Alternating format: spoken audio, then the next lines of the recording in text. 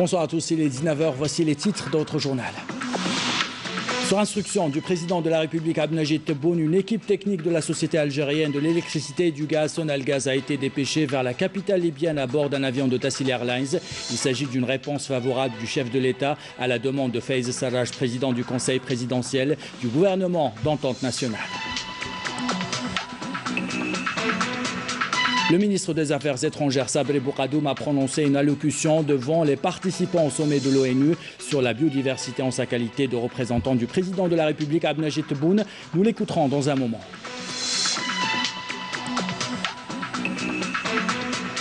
Édifier un État fort en impliquant le mouvement associatif, un objectif rappelé par le Conseil auprès du président de la République chargé du mouvement associatif et de la communauté nationale à l'étranger, Nazih Baramdan, à partir de la wilaya de Tarf.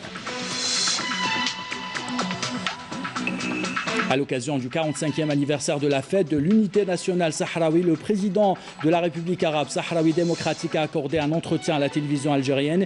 Il a salué la position de l'Algérie vis-à-vis des causes justes et dénoncé les positions de certaines grandes puissances. Nous l'écouterons tout à l'heure. Le carnet de voyage de ce journal nous emmène dans le village d'Agmouna Thamar à la rencontre d'un passionné de musique et nous irons aussi découvrir le tourisme de campagne dans les beaux villages de Tlemcen. Une invitation à manger local et à dormir chez l'habitant, c'est le grand format de ce 19h. Voilà pour les titres, bienvenue à tous. Sur instruction du président de la République Abdelmajid Tebboune, une équipe technique de la société algérienne de l'électricité et du gaz Sonalgaz a été dépêchée vers la capitale libyenne à bord d'un avion de Tassil Airlines. Il s'agit d'une réponse favorable du chef de l'État Abdelmajid Tebboune à la demande de Fayez Sarraj, président du Conseil présidentiel du gouvernement d'entente nationale libyen, concernant une aide urgente visant à réparer une panne dans une centrale électrique alimentant Tripoli. Le départ de l'aide a été supervisé par le président directeur général de Sonalgaz, Shahar Bolakhras. L'équipe envoyée est composée de 16 techniciens et ingénieurs de la filiale SPE, dotés de tout le matériel et équipement nécessaires. À leur tête, le premier responsable de la filiale. Les détails avec Amal Bouakba. Illustrant l'esprit de solidarité et de fraternité qui a de tout temps lié l'Algérie et la Libye, une équipe de techniciens et d'ingénieurs de la Sonalgaz s'est déplacée à destination de la capitale libyenne pour la réparation d'une panne survenue au niveau de la centrale électrique alimentant Tripoli. Nous allons aider nos frères libyens. Nous mettons à leur disposition l'expérience et les compétences dont dispose l'Algérie. Cette aide vient en réponse à l'instruction du président de la République. Nous sommes mobilisés pour réparer cette panne dans les plus brefs délais. J'espère qu'on relèvera avec succès ce défi.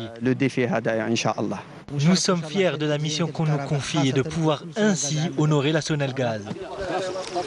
Dotés d'équipements modernes et de tous les moyens nécessaires, 16 techniciens et ingénieurs de la Sonalgaz mettent ainsi toute leur expérience et leur professionnalisme au profit des frères libyens. Cette délégation est présidée par le PDG de la filiale SPE. Nous avons contacté la société de l'électricité libyenne qui nous a fourni les informations nécessaires. Mais cela reste insuffisant. Dès qu'on sera sur place, nous allons faire un diagnostic afin de rétablir l'électricité et normaliser la situation.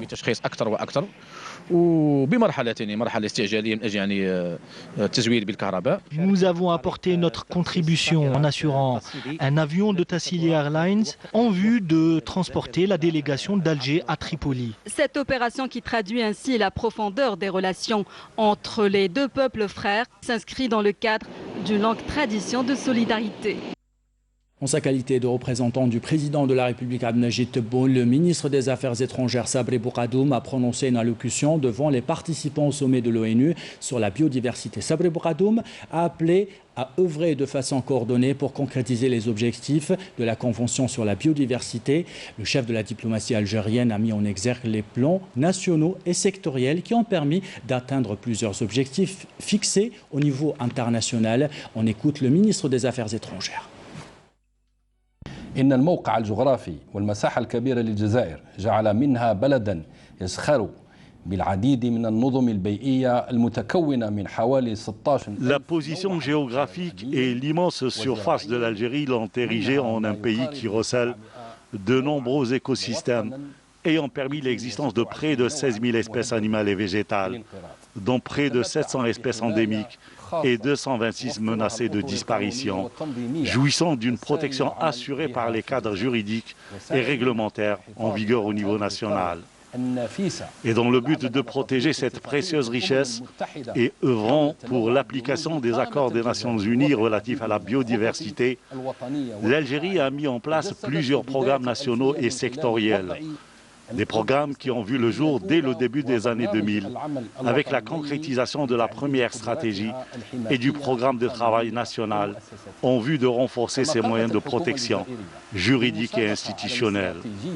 Le gouvernement algérien a d'autre part adopté la deuxième stratégie nationale de biodiversité, ainsi que le programme de travail pour la période 2016-2030. L'Algérie a œuvré en faveur du renforcement et du soutien du cadre et des mécanismes de protection en vue de freiner le processus de dégradation des écosystèmes et de la biodiversité, tout en renforçant l'économie verte et en soutenant toutes les activités écologiques au niveau des divers secteurs économiques, en sensibilisant les divers acteurs, notamment la société civile.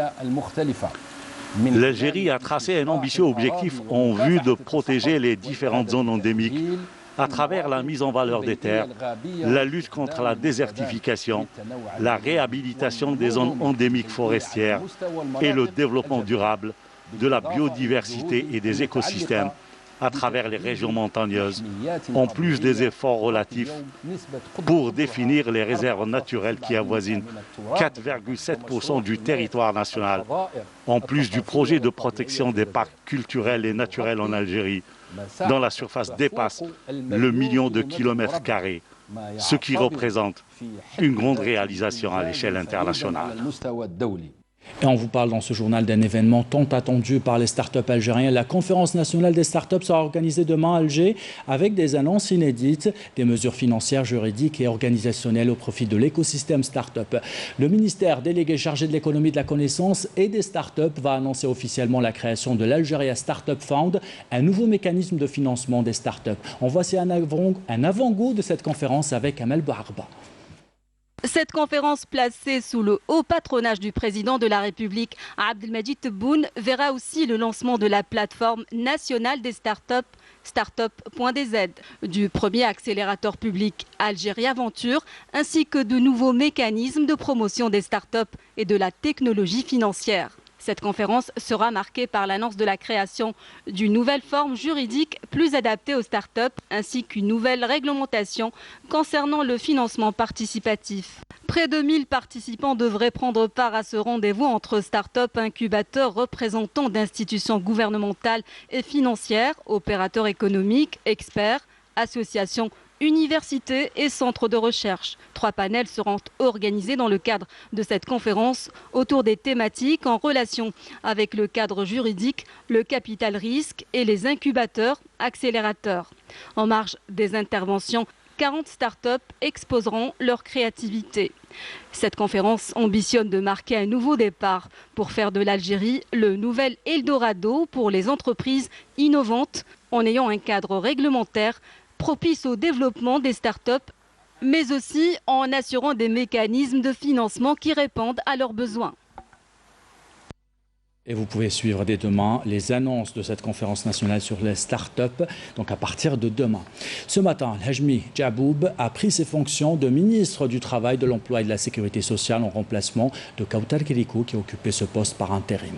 Dans une allocution lors de la cérémonie de passation des pouvoirs, Hajmi Jaboub a mis en avant l'importance de ce secteur au regard des dossiers dont il est chargé et concerne plusieurs catégories de la société, dont les demandeurs d'emploi, les travailleurs et les retraités. Le ministre a appelé à la coordination des efforts et à la persévérance pour imprimer une nouvelle dynamique au secteur et concrétiser le programme du président de la République au service du pays et des citoyens en accord avec la vision de la nouvelle Algérie. Pour rappel, donc, le président de la République, Abdelmadjid Tebboune, a nommé mercredi, après consultation du Premier ministre, Hajmi Jaboub au poste de ministre du Travail, de l'Emploi et de la Sécurité sociale. On vous parle dans ce journal des rencontres périodiques organisées par le conseiller auprès du président de la République chargé du mouvement associatif et de la communauté nationale à l'étranger, Nazih Barramdan. Il était hier dans la wilaya de Taraf où il a évoqué l'importance de la participation de la société civile au projet de la révision de la Constitution soumis le 1er novembre prochain à un référendum. Objectif édifier un État fort. Plus de détails avec Badia Amardi. Lors d'une rencontre de concertation avec les représentants de la société civile, Nazih Barramdan, conseiller auprès du président de la République, chargé du mouvement associatif et de la communauté algérienne établie à l'étranger, a déclaré que le mouvement associatif est complémentaire des institutions de l'État et son implication contribuera à la construction de l'Algérie nouvelle.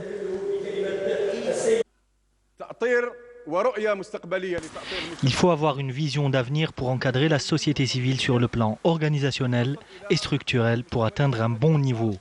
Ceci dans le but de jouer pleinement son rôle et avec professionnalisme.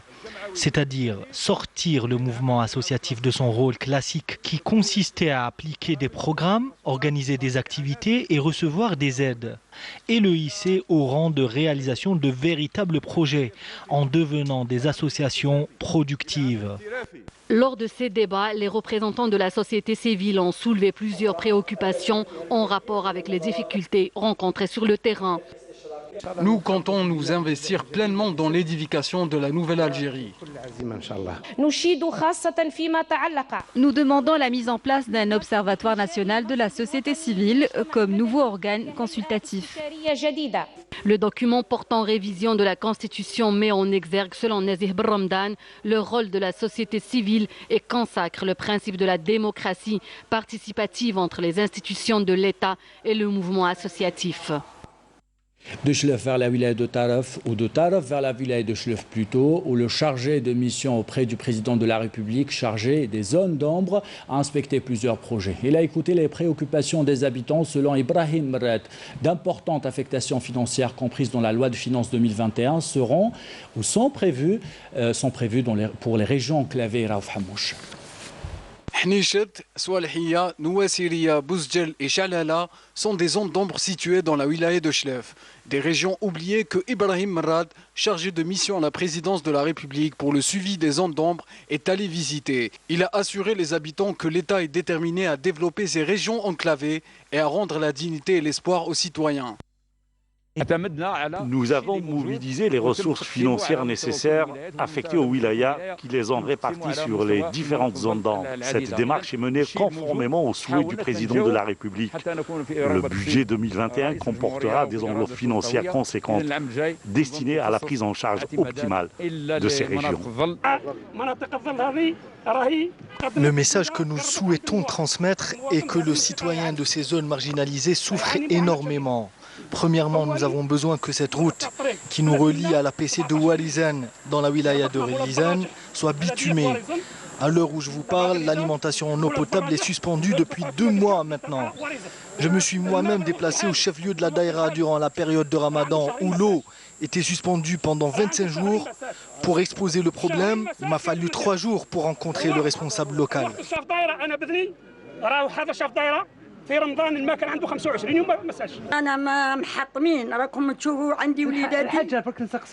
Nous sommes marginalisés, comme vous le voyez, je suis obligée de dépenser de l'argent pour remplir la citerne. Après avoir écouté les préoccupations des citoyens, le chargé de mission à la présidence de la République pour le suivi des zones d'ombre a donné des instructions aux responsables locaux et aux services concernés pour trouver des solutions réelles et concrétiser ainsi la majorité des projets et des opérations de développement dans les plus brefs délais.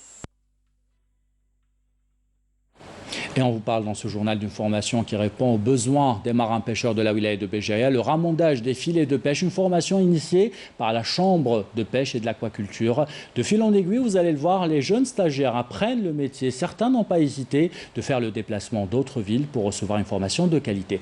Reportage dans le port de pêche de Béjaïa signé Saïda Maïouf. Le port de pêche de Béjaïa a une capacité d'accueil de 250 embarcations entre chalutiers, sardiniers et petits métiers. C'est là où nous les avons rencontrés, affairés à l'apprentissage du métier de ramondage des filets. Eux, ce sont des marins-pêcheurs stagiaires bénéficiant de cette formation initiée par la Chambre de la pêche et de l'aquaculture.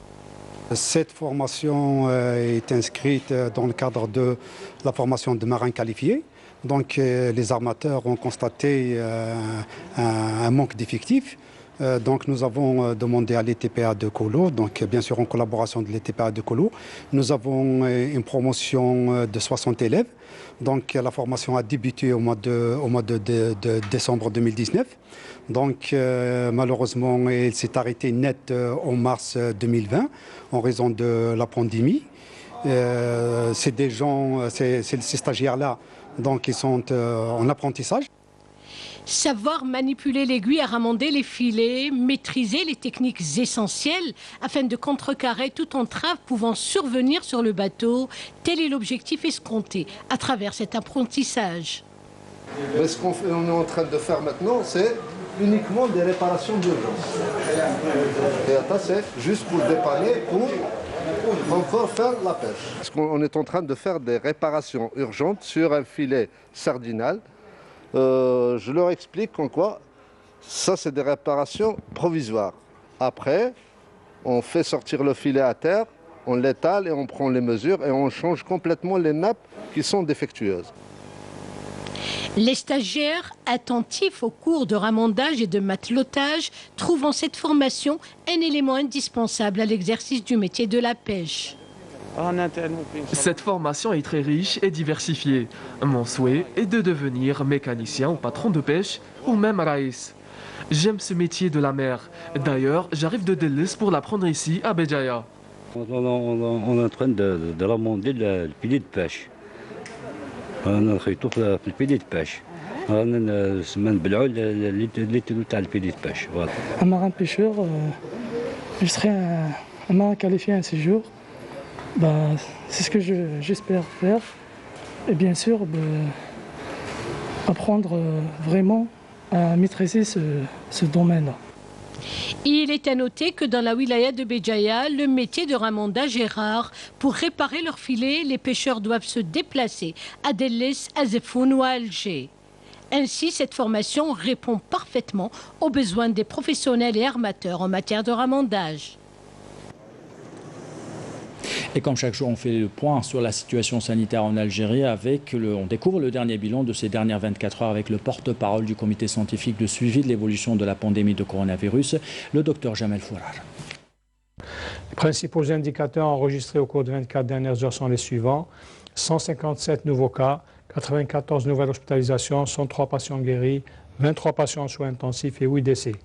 Avec la déclaration de 157 nouveaux cas, l'incidence au cours des 24 dernières heures est de moins de 1 cas pour 100 000 habitants, sachant que 24 wilayas n'ont pas déclaré de cas durant les 24 dernières heures, 19 wilayas ont déclaré entre 1 et 9 cas et seulement 5 wilayas ont déclaré 10 cas et plus. Pour ce qui est des décès enregistrés au cours des 24 dernières heures, nous avons 8 nouveaux décès, rahimahullah. Pour ce qui est des nouvelles hospitalisations durant les 24 dernières heures, leur nombre est de 94 patients. Les patients guéris à ce jour sont au nombre de 36 385, dont 103 guéris au cours des 24 dernières heures. Pour ce qui est des patients en soins intensifs, nous avons actuellement 23 patients hospitalisés en soins intensifs à travers les hôpitaux au niveau national. Pour terminer, nous disons à nos populations de rester très vigilantes durant cette période très difficile, de respecter scrupuleusement les règles de prévention, notamment l'hygiène des mains, la distanciation sociale et le port de masque obligatoire en tout lieu et en toutes circonstances. Dans une déclaration à la télévision algérienne à l'occasion du 45e anniversaire de la fête de l'unité nationale sahraoui, le président de la République arabe sahraoui démocratique Ibrahim Ghali a salué la position de l'Algérie vis-à-vis des causes justes de par le monde, une position puisée dans les principes du 1er novembre, inchangée en dépit de tous les complots. On l'écoute. الجزائر في القضية الصحراوية بصفة خاصة. La position de l'Algérie vis-à-vis des causes justes de par le monde, notamment la cause sahraoui, est indéfectible. Cette position puisée des principes du 1er novembre et des sacrifices des chouhadas est demeurée inchangée et cohérente en dépit de tous les complots et les conspirations. L'Algérie est d'ailleurs enviée pour sa position constante. الموقف ينسجم مع كل هذه المعطيات لكن يحسدوكم على ثبات الموقف. Répondant aux questions de notre collègue Fouzé Aïtali, le président de la République arabe sahraoui démocratique Brahim Ghali est revenu sur le blocage que connaît le dossier sahraoui à l'ONU, évoquant un chantage exercé par certaines puissances au sein du Conseil de sécurité pour entraver les missions de la MINURSO. On l'écoute. قضية فيما يتعلق بتعاطي الأمم المتحدة تعرف جمود تام ورغم أن الطرف الصحراوي ألح. La question sahraoui connaît un blocage total et ce, en dépit des appels incessants de la partie sahraoui en direction du secrétaire général des Nations Unies et du Conseil de sécurité pour plus d'efforts en vue de lever ce gel et parachever la mission des Nations Unies et celle de la MINURSO à travers l'organisation d'un référendum.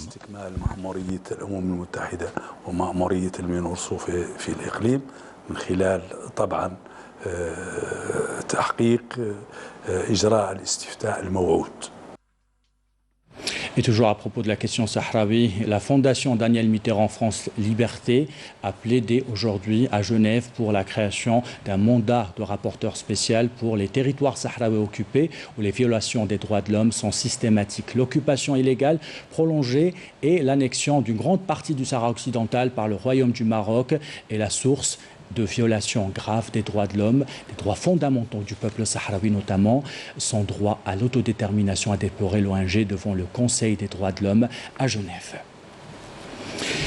La médiation internationale conduite par l'Algérie pour ramener la paix au Mali s'est félicitée hier à Bamako de l'engagement des nouvelles autorités de transition à l'accélération et la mise en œuvre d'un accord de paix issu du processus d'Alger et a réitéré son attachement à l'accompagnement des Maliens dans l'étape en cours qu'elle souhaite apaiser et inclusive.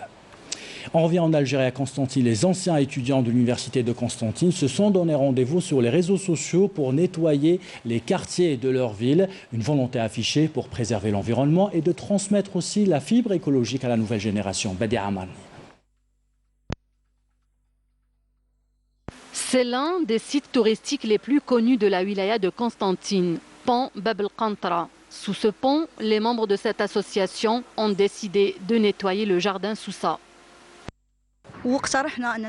Nous avons proposé de sortir des réseaux sociaux et de devenir actifs sur le terrain pour le bien de notre ville. C'est pourquoi nous avons proposé de nettoyer le jardin Sousa. Nous avons mené une première opération il y a 15 jours de cela. Nous revenons aujourd'hui avec les membres de notre groupe pour poursuivre cette opération de nettoiement. Nous avons mené une opération 2 en 1. Il s'agit entre autres de faire connaître les merveilleux jardins de Constantine. Pour perpétuer ce travail de bénévolat, l'association a invité les enfants à prendre part à cette opération et leur faire découvrir les beaux sites de leur ville. J'ai participé à cette opération de nettoiement pour rendre ce jardin plus beau et attirer plus de visiteurs. L'association des anciens de l'université de Constantine ne compte pas s'arrêter là. Ce genre d'action sera élargi à d'autres endroits touristiques de Constantine pour garder intacts les espaces verts de la ville des ponts suspendus. Garder intactes les traditions du village d'Agmouna Famar est une autre mission pour Yassine, un jeune musicien, chanteur et compositeur. Sa source d'inspiration, la beauté de sa région et le riche patrimoine musical des grands chanteurs de la musique kabyle comme Edir et Ait Mengelet. Découvert dans ce reportage signé Abdelmajid Benqassi.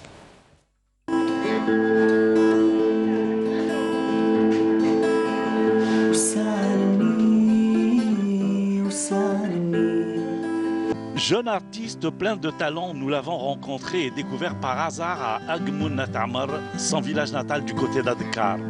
C'est de Yassine, la vingtaine bien entamée qu'il s'agit. Il nous parle de son amour pour la musique et de ses débuts artistiques. Je suis un étudiant en langue française à l'université de Béjaïa. Je fais de la musique. Je suis un guitariste et choriste et vocaliste. Je suis dans une association qui s'appelle ACT. Au centre culturel universitaire du Béjaïa.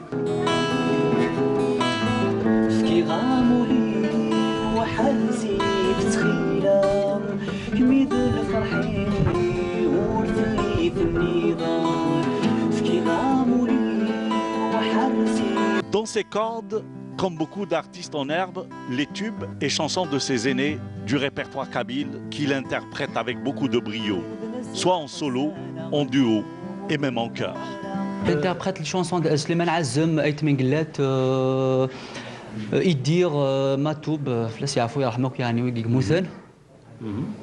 Après, la carrière se continue toujours, ça continue jusqu'à l'université.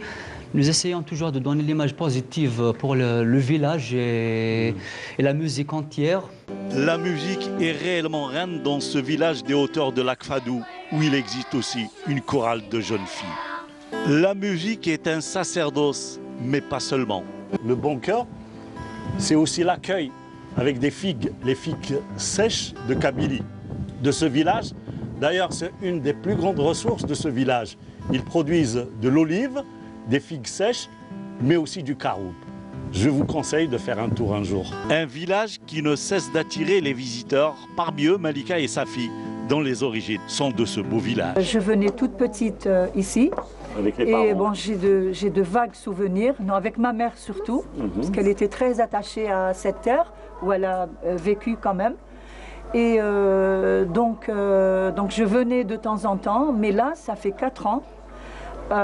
Franchement, j'ai découvert un village. Ça fait toujours plaisir de savoir où mes grands-parents plutôt habitaient, ont vécu.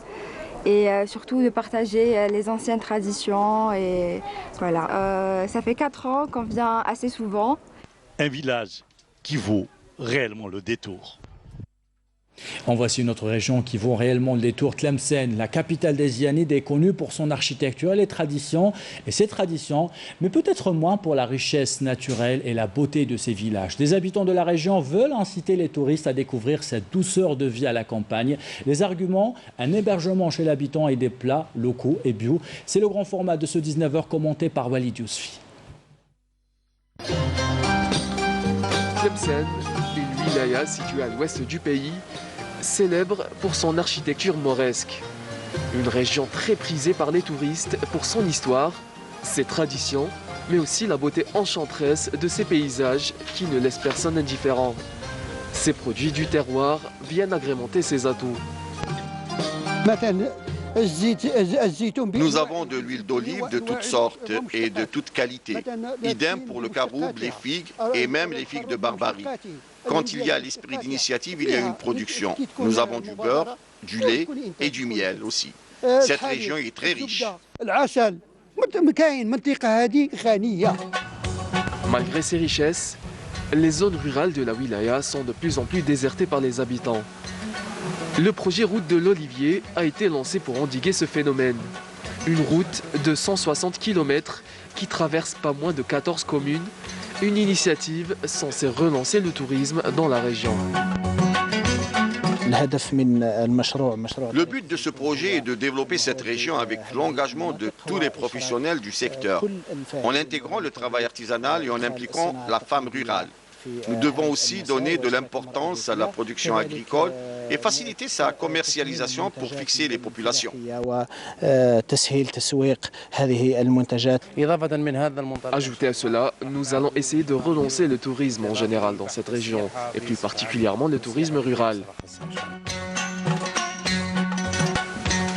Sharaf Eddin, un natif de Tlemcen, s'est lancé justement dans le tourisme rural. Il s'est fixé pour mission de rénover cette ancienne bâtisse et la transformer en une résidence touristique.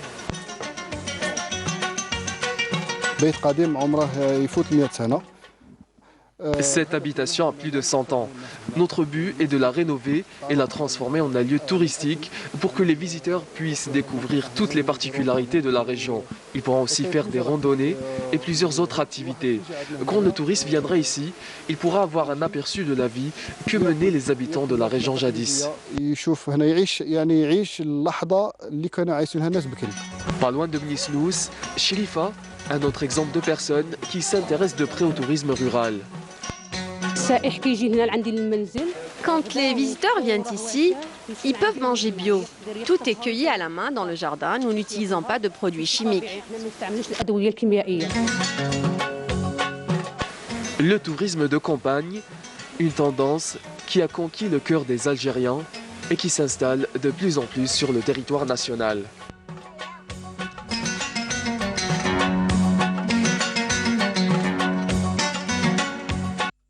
Et avec ces belles images de notre riche patrimoine, nous arrivons à la fin de ce journal. Avant de nous quitter, voici le rappel des titres. Sur instruction du président de la République Abdelmajid Tebboune, une équipe technique de la société algérienne de l'électricité et du gaz Sonalgaz a été dépêchée vers la capitale libyenne à bord d'un avion de Tassil Airlines. Il s'agit d'une réponse favorable du président de la République à la demande de Faiz Sarraj, président du Conseil présidentiel du gouvernement d'entente libyen. Le ministre des Affaires étrangères Sabri Boukadoum a prononcé une allocution devant les participants au sommet de l'ONU sur la biodiversité en sa qualité de représentant du président de la République Abdelmajid Tebboune. Nous l'avons écouté au début de ce journal.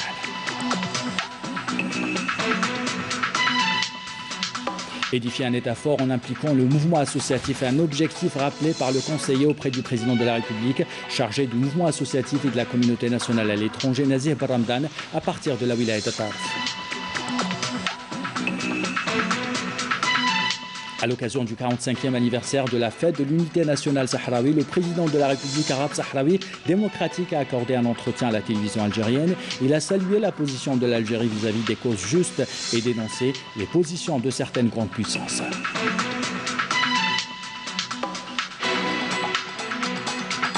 Le carnet de voyage de ce journal nous a conduit dans le village d'Egmouna Thamar à la rencontre d'un passionné de musique. Nous avons également découvert le tourisme de campagne dans de beaux villages de Tlemcen. Une invitation à manger local et à dormir chez l'habitant. C'était le grand format de son journal.